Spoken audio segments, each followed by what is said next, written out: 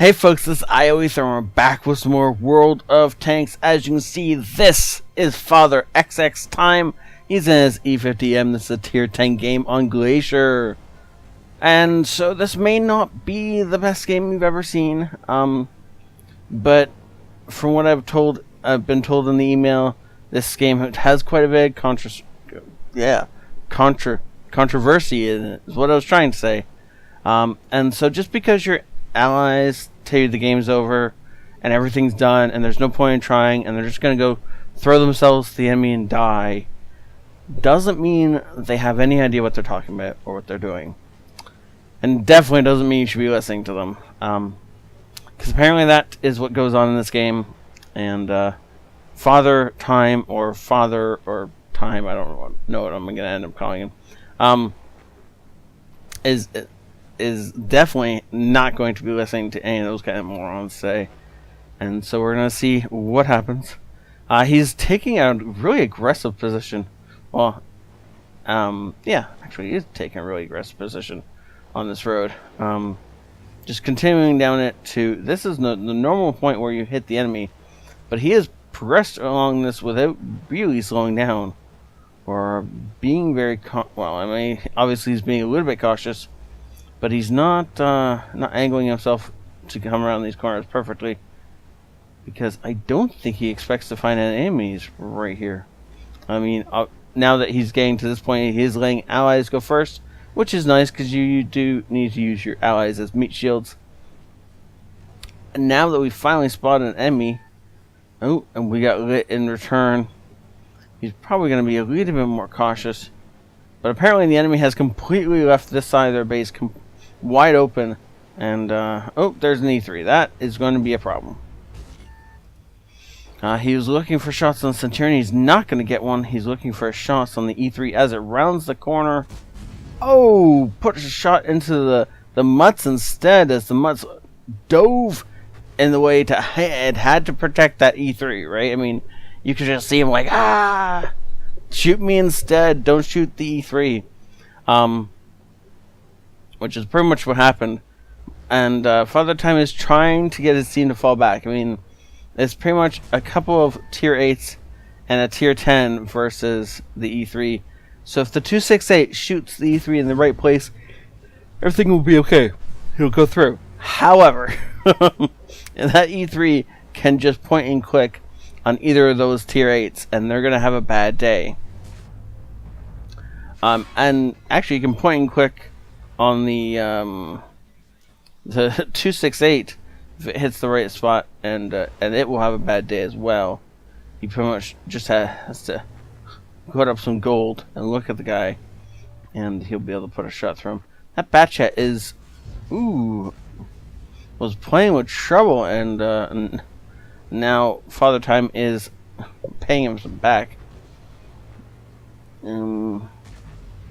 These can't be still stunned. I don't know when they got stunned, but they're definitely not stunned now. That E3 is going to be an issue, but I don't think we're going to be able to do much about it. Centurion bounces. We're tracked to this unfortunate angle. And Centurion, I don't know how he managed to bounce that. He must have shot our turret. The E3 is getting to the point where he's starting to be a little bit more cautious, but the damage he's receiving, and he doesn't really just want to go run this corner and die, as obviously our 268 has already done. Nice job on the Centurion action, or 5-1, whatever. I was gonna say Action X. That was not an Action X. Good job from Father Time, by the way. So most of his team, obviously around here, died. That's 4 dead ally tanks and 1 really crippled Tiger. And if he just kept falling back, it would have given the enemies the better cover, and they would have had a better position. But he made sure he killed as many of them as possible, and now he is finally falling back. The enemies aren't in a position to aggress and chase after them. The enemies are going to have to be really cautious if they follow us.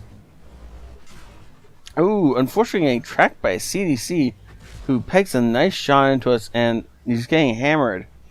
by artillery still. So I think that's 3 hits from artillery he's taken. And apparently he is the thing that artillery has to focus down. Well, I mean, he is a top tier medium tank, so there is that. But it's still annoying, right? Sorry about that. I just woke up a little bit ago, and this is my only time to record for today, so hopefully I also get a game record for tomorrow, so you guys get to see that too. We'll see if that actually ends up happening or not, though. He's looking for that AMX. He blind fires as to where he thinks the AMX last was. If it connected, the AMX obviously wasn't on low enough health to die. Otherwise, we would have seen that. Looks like our CDC is up there still doing battle. And considering he arrived on the scene with full health, he's not doing the best. Oh, that CDC is injured. I wonder if it was on full health before. We'll have to see when we get into the end results.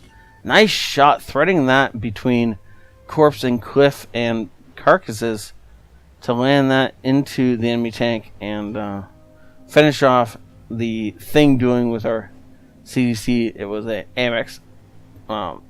Yes, it was an AMX. That's exactly what that was doing. The CDC. 121B is not an AMX. I don't know why AMX came out of my mouth first. I'm going to blame it on being tired. We're just going to go with that. Now there actually is an AMX chasing our AMX, and yeah, this is why Father Time is in fact fleeing for his life. There's no way he can take that guy out in a head-to-head fight. So why fight head-to-head? Why fight fair if you don't have to?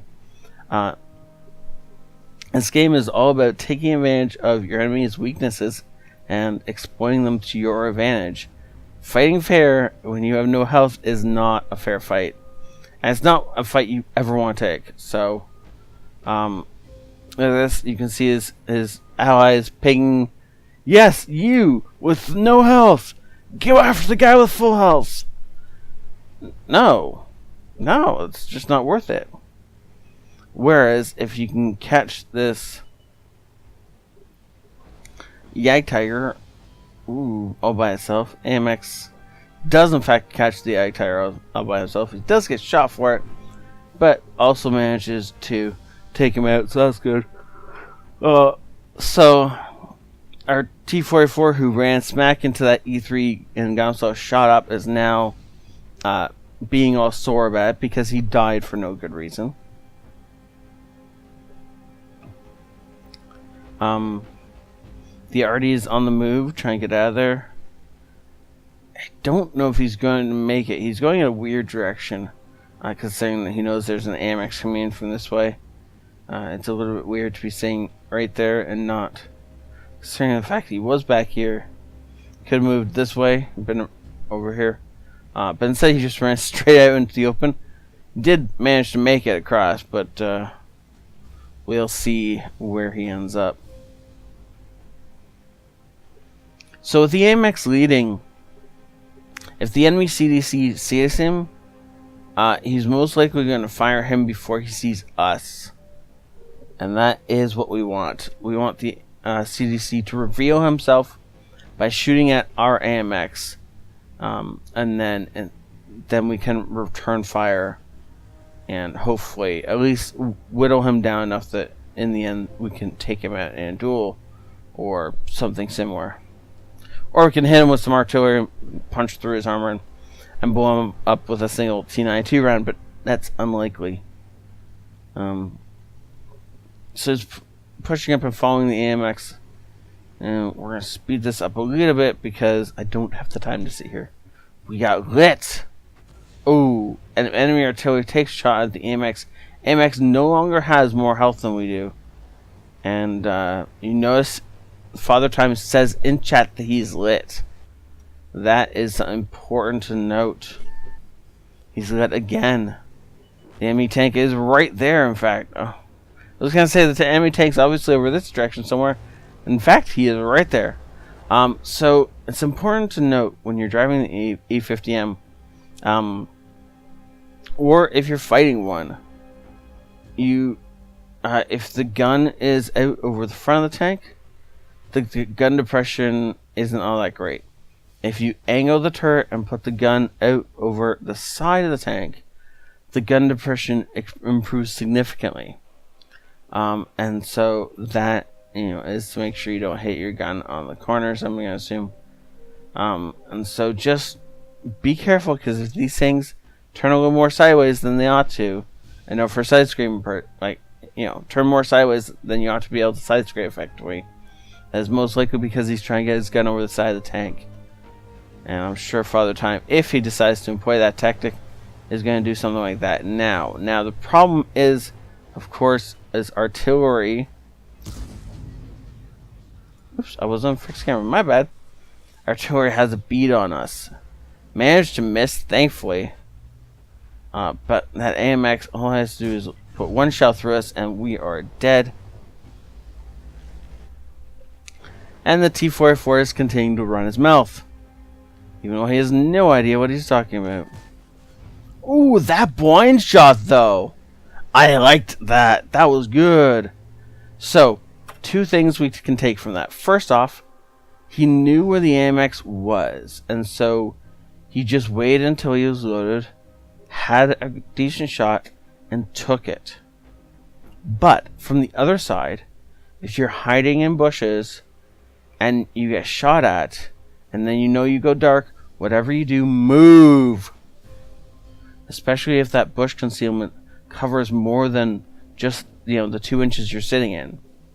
Because if that AMX had moved to the tree next to him, or had even moved out of there completely, then obviously he wouldn't have got killed, and he would have continued to be able to light up Father Time for artillery. The AMX's only job at this point in time was to light Father Time for artillery. And if he'd just done that, he would have been okay, and this would have been a win for his team. But he chose to start firing. He chose to reveal his position, and Father Time was in the great position to be able to return fire and take him down. Well done. That was cool. I gotta wonder. I wonder if the T-44 ever apologizes, or if he's just gonna keep talking trash. Oh, there is enemy artillery way over there. Unfortunately, first shot missed, and so now aiming all the way in, artillery misses, and that is game. There's no way he's gonna miss enough shots for the artillery to reload. Good job. Well, normally I cut this off right about here. I guess we will. I was going to let that run for a little bit longer and see if the T-44 said anything of worth. It looks like no. Huh. Well done, sir. Father Time, that was a good battle. I enjoy that. Thank you for saying that to me, sir. That was good enough for second class master badge, Hand of God, Duelist, Fighter, Fire for Effect. Unfortunately, no major medals, but still, that was a great game. I especially enjoyed the way he harassed the Centurion 5-1 to the point of killing it. That snapshot on the 2-1, oh, good word. This thing, 121B. I don't know why I kept trying to say 212B. My mind is obviously gone. It's been working too much or something. And that beautiful shot, blind shot into the AMX, that was the best. Oh, well done, sir. 943 experience.